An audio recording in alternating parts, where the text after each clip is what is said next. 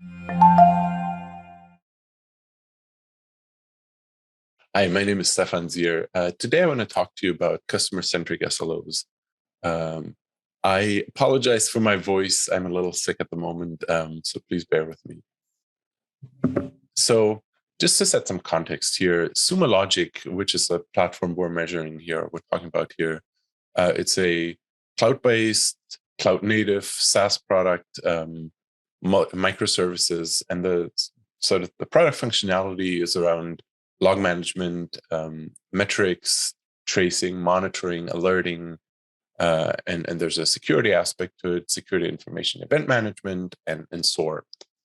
What matters for this conversation most is we have thousands of customers, not millions.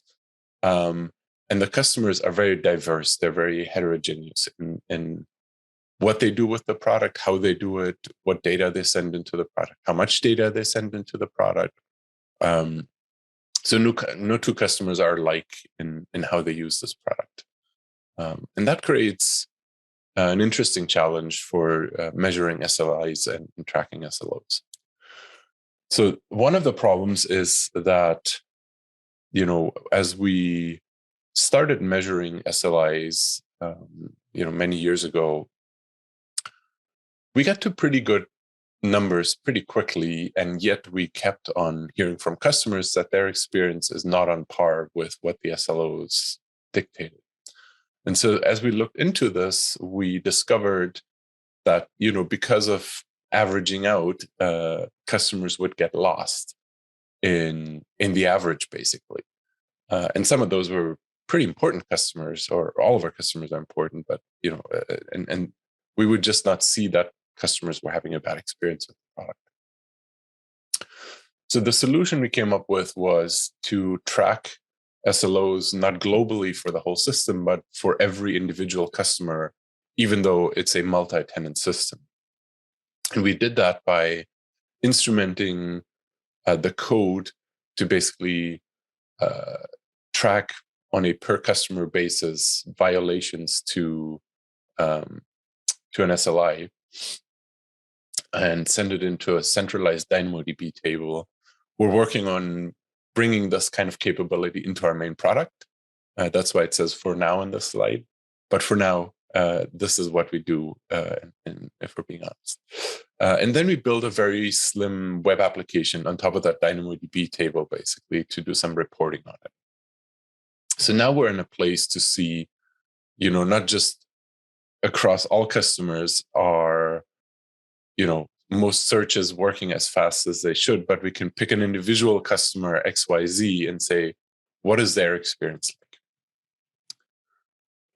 The other problem we faced was that people were, everyone was measuring SLIs for their subject area, but they're not necessarily the most important things to customers. So what I wanted to try and do was bring out what are the really core capabilities of our product? What are the, tier one things that must work always, and focus on those? And the litmus test for that is basically, if that feature didn't work, a customer would just say, hey, Sumo Logic is down, it's not working.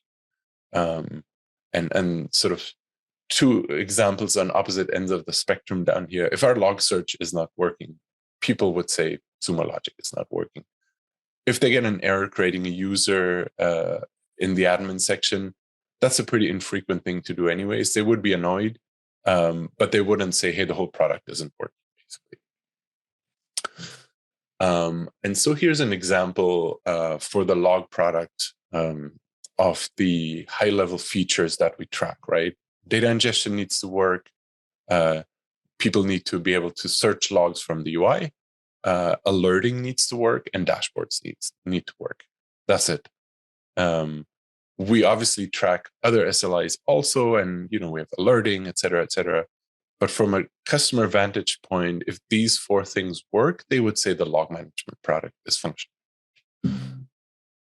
So those are very high level, right? They're not things we can measure simply in the product. So how do we actually go and measure them? we can measure underlying things that are things like, the latency on ingestion, and, are there any errors on ingestion and things like that. Unlike a lot of applications that are pure sort of web applications with simple API request response things, our application sort of does data processing, streaming processing. So the metrics don't neatly roll up across percentiles. So we needed a different way of rolling up these like very different metrics, right? And so the best thing we came up with was we just simply track in sort of minutely buckets, did something work perfectly or not, right? And if all the underlying things worked perfectly for a given feature, we say, okay, that feature worked perfectly that minute, and we mark it green, so to speak. And then we simply write an SLO against, number of minutes a day or in a given time period that, all of these underlying features work perfectly. And this is intentionally pessimistic, right? Because these aren't necessarily numbers that we publish to the outside world. These are numbers we use internally to go and try and prioritize different reliability projects. So here's an example of one of these metrics we saw earlier, or one of the features we saw earlier, and how it actually breaks down into underlying SLIs. I won't read this to you, but just, know that these are all metrics that roll up in that fashion. So how do we actually use these? And there's a number of ways in which we use them. The biggest one is that every week we look in a life-site meeting at sort of the worst customers and discuss options for making their lives better.